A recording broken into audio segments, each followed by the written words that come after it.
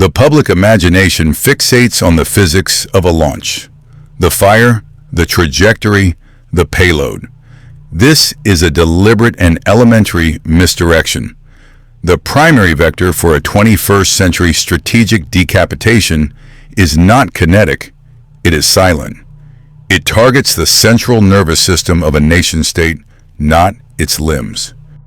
While media and policy focus on visible assets like missile defense plans, the authentic battle space has shifted. According to RUSI assessments, adversaries are actively developing and deploying capabilities to sever the 97% of global data traffic flowing through a few hundred undersea cables.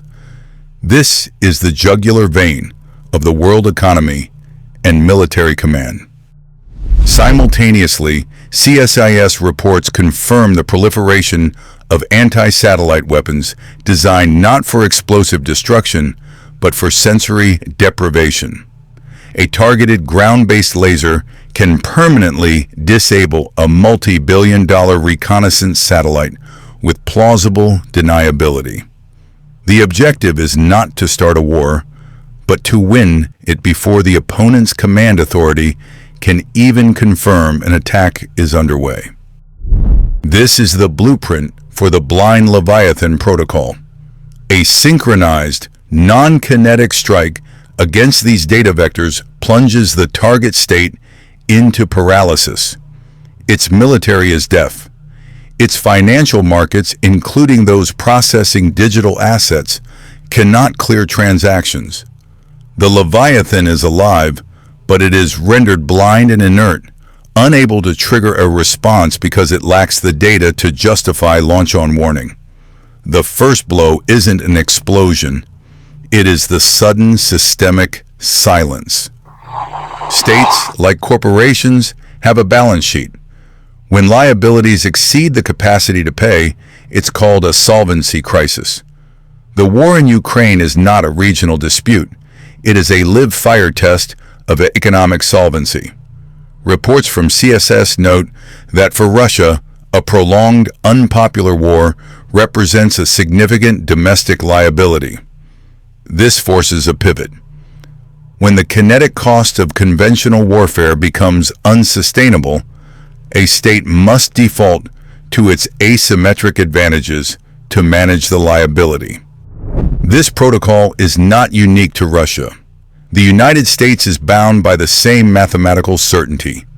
The Committee for a Responsible Federal Budget has scheduled the event horizon, a potential U.S. fiscal crisis circa January 22, 2026. This is not a forecast, it is a documented liability on the national balance sheet. A state staring down its own insolvency cannot afford a protracted war of attrition. The dollar's primary leverage, endless liquidity, has an expiration date. This scheduled weakness is the motive. It forces a strategic compensation. If you cannot win a war of economic endurance, you must achieve a swift, decisive checkmate. This is the logic behind the public push for advanced missile defense systems. The strategic objective is not defense. It is the neutralization of an adversary's second strike capability. It is the pursuit of nuclear primacy as a direct countermeasure to looming insolvency. Adversaries are not ignorant of this blueprint. They are already executing their own asymmetric pivots. Iran's central bank making a $507 million purchase of USDT is not just a financial transaction. It is a strategic move to create a parallel financial rail immune to traditional sanctions, a direct response to economic warfare. When conventional systems fail, actors are forced to adopt unconventional protocols to survive. This creates the trap. The U.S., driven by its own fiscal decay, pursues a military solution, primacy, that corners its rivals. The rivals, seeing the checkmate being prepared and unable to compete conventionally, are logically incentivized toward asymmetric escalation. The primary vector for kinetic conflict is not a position of American strength, but its scheduled, mathematically certain insolvency. The motive is survival, but the protocol leads to a zero-sum game. The entire economic model of conventional warfare has been inverted. The kinetic cost is no longer sustainable. According to analysts at RUSI, the Royal United Services Institute, the core tactical exchange is now a $5 million main battle tank versus a $500 FPV drone. This is not an imbalance. It is a mathematical judgment. A 10,000 to 1 cost disadvantage is not a war. It is a scheduled asset liquidation. This new battlefield calculus is termed the democratization of violence. The state monopoly on delivering overwhelming lethal force has been broken. The barrier to entry, once measured in aircraft carriers and armored divisions, is now the cost of a commercial drone and a networked laptop. Any state or even non-state actor can now leverage this extreme asymmetric cost to impose unsustainable economic friction on a superpower. For a nation staring down a systemic solvency crisis projected for January 2026, this reality is a checkmate. A war of attrition is an economic impossibility.